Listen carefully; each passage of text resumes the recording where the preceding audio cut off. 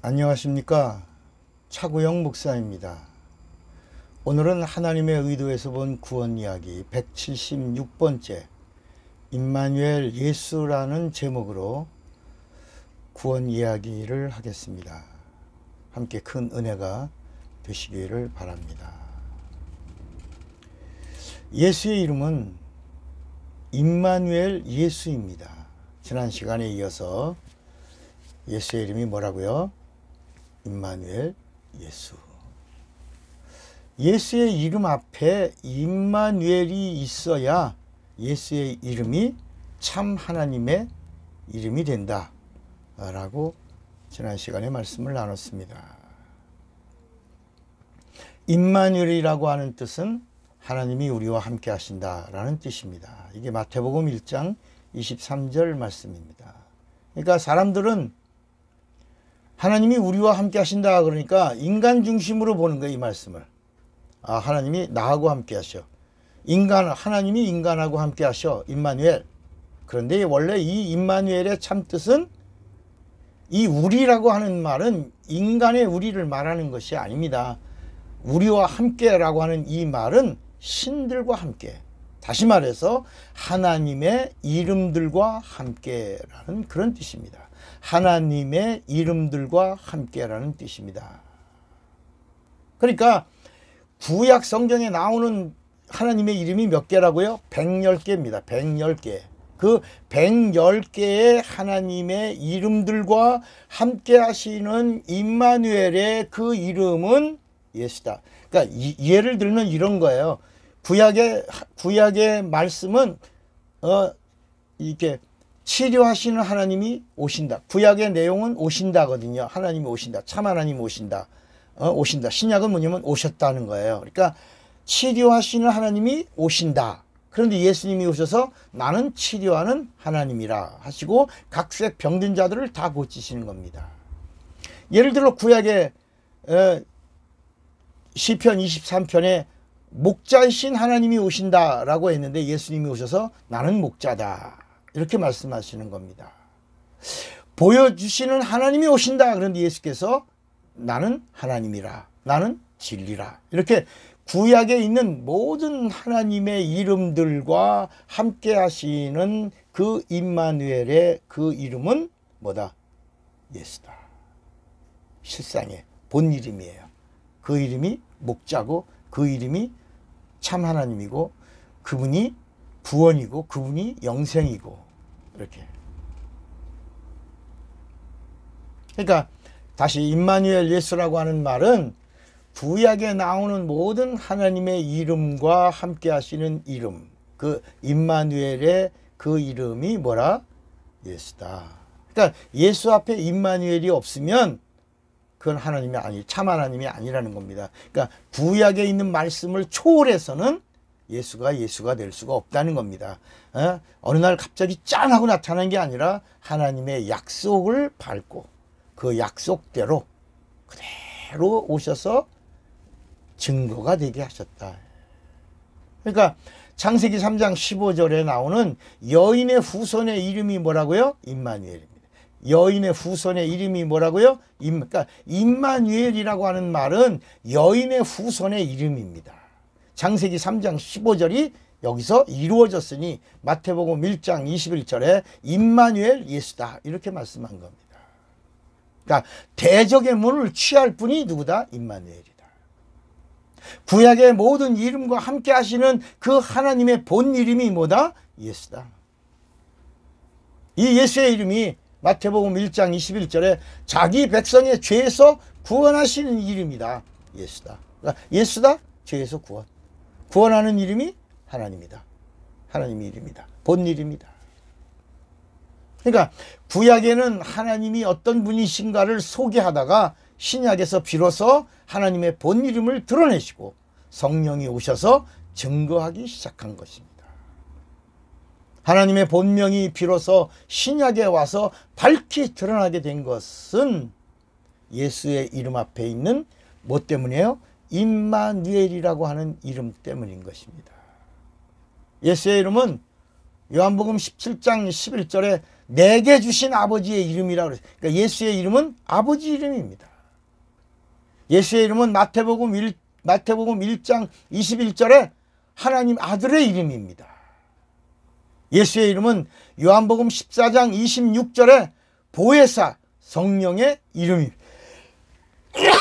죄송합니다. 뭐라고요? 보혜사 성령의 이름입니다. 예수의 이름은 구원받을 자, 하나님의 백성이 부르는 이름이 아니라 구원받은 하나님의 자녀가 부르는 하나님의 본이름입니다. 다시요. 예수란 이름은 구원받을 자가 부르는 이름이 아닙니다. 그러니까 하나님의 백성이 부르는 이름이 아니라 구원받은 하나님의 자녀가 부르는 하나님의 본이름인 것입니다. 그래서 이스라엘 백성은 예수의 이름을 절대로 부를 수가 없는 겁니다. 부를 수가 없으니 예수의 이름을 믿을 수도 없는 겁니다. 그래서 예수를 죽이는 거예요. 구원받은 자에게는 예수의 이름이 영원한 기업이 되는 이름입니다. 여호와의 이름으로는 하나님을 섬기게 하셨고, 예수의 이름으로는 죄에서 구원을 받고, 성령을 받은 자들에게는 예수의 증인이 되게 하신 것입니다. 예수의 이름으로는 병든 자를 고치고, 예수의 이름으로는 귀신을 쫓을 수 있습니다. 예수의 이름으로 기도하고 예수의 이름으로 응답을 받습니다. 예수의 이름으로 기도해야 하나님 아버지가 들으십니다.